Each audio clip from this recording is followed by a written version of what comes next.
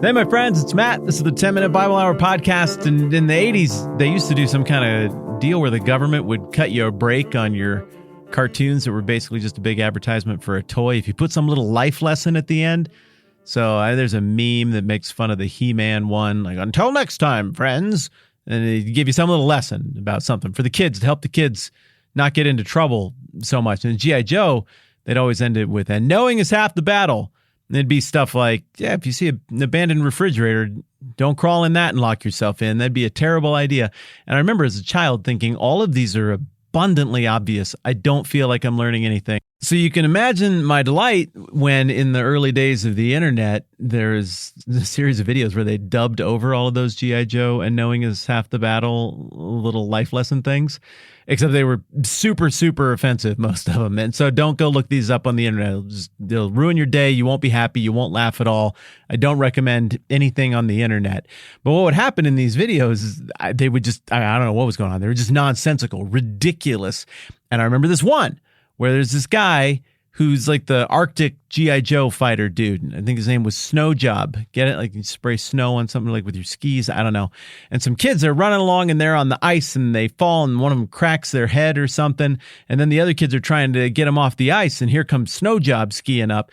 And he just starts yelling at the kids with this British accent.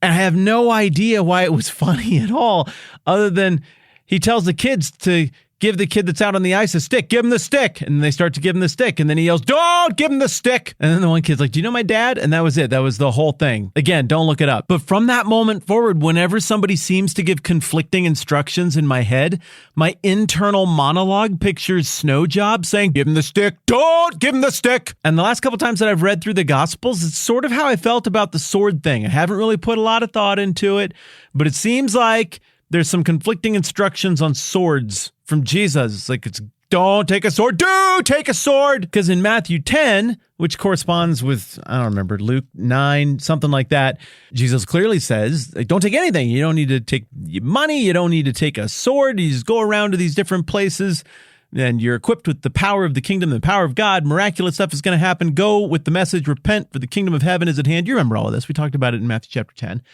And you don't even need to defend yourself. God's got it. You don't need to worry about that kind of thing.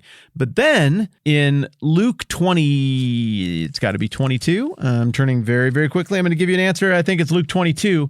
In the parallel passage to what we've been looking at in Matthew 26, it looks like Jesus, right as they're leaving for the Garden of Gethsemane, right as they're leaving the Last Supper, it looks like there's a detail there that Luke includes that Matthew does not, whereby Jesus perhaps countermands his orders about swords.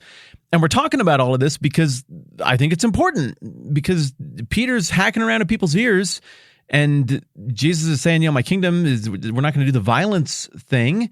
And so, well, which is it? Because if right before that, Jesus said, go get some swords, but another time Jesus said, don't get swords, give him the stick, don't give him the stick. That's really, really confusing. Maybe it was confusing for Peter, and maybe that makes it confusing for us. But if we can sort through it over here in Luke, maybe it'll make it a little bit easier for us to understand the exchange we're looking at in Matthew 26, where they come to arrest Jesus, and one of the unnamed disciples is swinging a sword and chops off somebody's ear. Okay, Luke 22, verse 35. Then Jesus asked them, when I sent you without purse, bag, or sandals, did you lack anything? Nothing, they answered. He said to them, but now, if you have a purse, take it, and also a bag. And if you don't have a sword, sell your cloak and buy one. It is written, as he was numbered with the transgressors. And I tell you that this must be fulfilled in me. Yes, what is written about me is reaching its fulfillment. The disciples said, see, Lord, here are 2 swords. That is enough, he replied. And then they went out as usual to the Mount of Olives, and his disciples followed him. And reaching that place, he said to them, pray that you'll not fall into temptation. And then he goes and he prays. And Luke's account looks a lot like Matthew's. The arrest is fixing to happen, and the disciples, they actually ask. And Luke's like, should we stab somebody? And then before they even get an answer, one of them struck the servant of the high priest, cutting off his ear. Okay, the conundrum set up. What's going on here? Give him the stick, don't give him the stick. Get a sword, don't get a sword. What are we doing? Well, the first expression of all of this is pretty straightforward. Jesus clearly said, don't take a sword with you. And then all the disciples come back from their big open world quest in Matthew chapter 10, which is really funny because the example that we use for all of that is it's dangerous to go alone. Take this, which is an expression from the beginning of The Legend of Zelda where you literally get given a sword. I didn't think that through very well. But they don't have a sword in their initial trip when the sword thing initially comes up. But here, it looks pretty overt, doesn't it? If you don't have a sword, sell your cloak and buy one. But this is where it starts to get a little bit trickier just here in Luke 22. It is written, and he was numbered with the transgressors. Now, this is tricky for me because Matthew is written to a Jewish audience, and Matthew is all about pointing out every single place where Jesus is a fulfillment of anything that happened in what we would call the Old Testament. Luke is also interested in that, but doesn't spell it out at quite the same rate. So I would expect that to be a point of emphasis in Matthew and not in Luke. Yet here it is the way it is, and I don't really have any great theories off the top of my head as to why that is the case. But all of that aside, why would Jesus be bringing that up here? Because he's not a transgressor, and are those guys really transgressors? Well, maybe. I suppose one way to read it would be Jesus commanded them not to have swords. And then he is like, yeah, go get one of those. And they're like, oh, two of them are like, oh, we already got some. Well, were they transgressing? Maybe against God then? Because he told them not to have the swords? I don't know. It seems pretty obtuse. It could be read that way, but I don't know. That one seems like a little bit of a stretch. Maybe what he means is that everybody is going to falsely assume that he's a transgressor, and we'll get into the passage that he's referencing here. It's in Isaiah chapter 53 here in just a minute. And since Jesus is supposed to be among the transgressors, having swords would make it look like maybe they were terrorists or rebels when they get arrested here in a minute. And so it will round out that unfair judgment or assumption. Or maybe the judgment is fair. Maybe, if Peter's hacking around at ears, maybe he really is a transgressor. And the right way to think of him is some kind of violent rebel. And so the very fact that Peter and I guess we're going to assume Simon the Zealot would be the other one. I was talking with somebody, with Jeff the other day about this. And I think that was the guess we came away with. Like Simon the Zealot, he's always on the lookout for the government. He probably would have had a sword underneath his cloak somewhere. It just makes sense. So maybe in order for the prophecy to be fulfilled properly, they had to behave the way they were going to behave.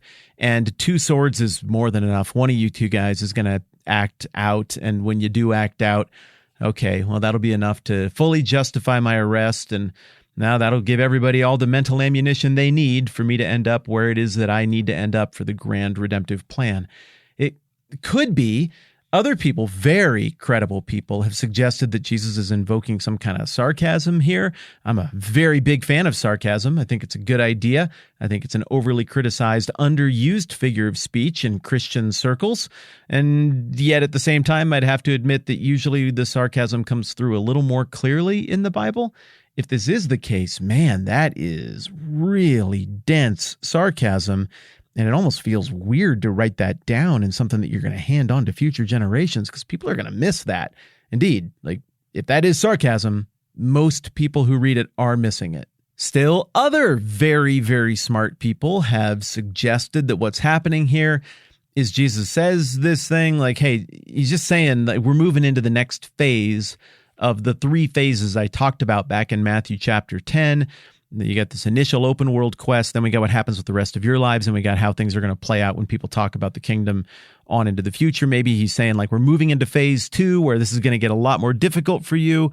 You're going to have to fend for yourself and handle your own business financially, maybe even defend yourself. Maybe he's saying that. And as he throws that out, a couple of the disciples are like, yeah, we got swords already. Like we were already ready to do that. And Jesus is just sick of the conversation. He's like, no, you're not understanding me. Or maybe Jesus, some would suggest, meant something totally different than what I just threw out. But the "it is enough" or "that is enough" comment that he makes at the end is kind of a hand wave dismissal to just say, we don't need to straighten this out right now. You don't get it. And the conversation's lingered on long enough. There are bigger things going on right now. Let's go deal with those bigger things. What doesn't make sense to me as a read on this passage is either a universal prohibition on self-defense with a weapon or a universal endorsement of self-defense with a weapon. For the gun control debate, crowd, people are really interested in that. I just think you're going to have to look at other parts of the Bible to decide what you're going to do with that one. Because if he did mean 2 swords, do we have them? Okay, that should be enough. Enough for what? To defeat Rome?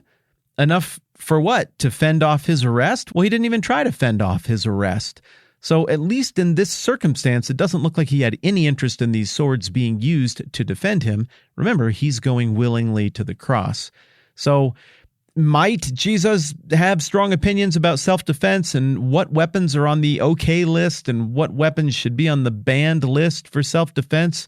I mean, I'm sure Jesus knows exactly where that line is and how things ought to be, but I don't think it's expressly spoken to here. And so often this is a passage that gets co-opted one way or another to try to address that issue. At the most basic level, it looks like Jesus is indicating that we're turning a page here in terms of circumstances from the way things were to a new way things are supposed to be. And also somehow this is a fulfillment of prophecy. Is that just for a moment? Is that forever? I don't think that's as abundantly clear. And certainly we cannot read Luke 22, Matthew 26, John 18, Jesus' arrest in the garden. We can't read any of that as being some sort of wholesale endorsement of violence or Jesus being like, yeah, we need to kill a lot of people to make this kingdom thing happen. So let's get started right here in the garden. He just seems to be saying the exact opposite. And we'll talk more about that kind of stuff tomorrow. So yes, on the surface, this does seem, if you just snip out a couple of verses here, like a little bit of a give him the stick, don't give him the stick kind of situation in the Bible.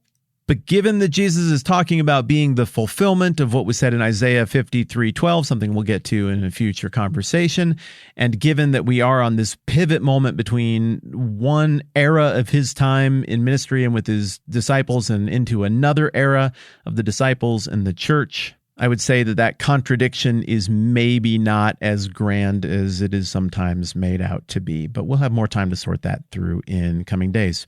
Don't go check out those G.I. Joe videos. I'm telling you, they're offensive and you're not going to like them and you're not going to laugh. And I'm sorry I had to bring them up, but I just wanted to try to make the Bible make sense, and I couldn't think of any other way. I'm Matt. This is the 10-Minute Bible Hour Podcast. Let's do this again soon.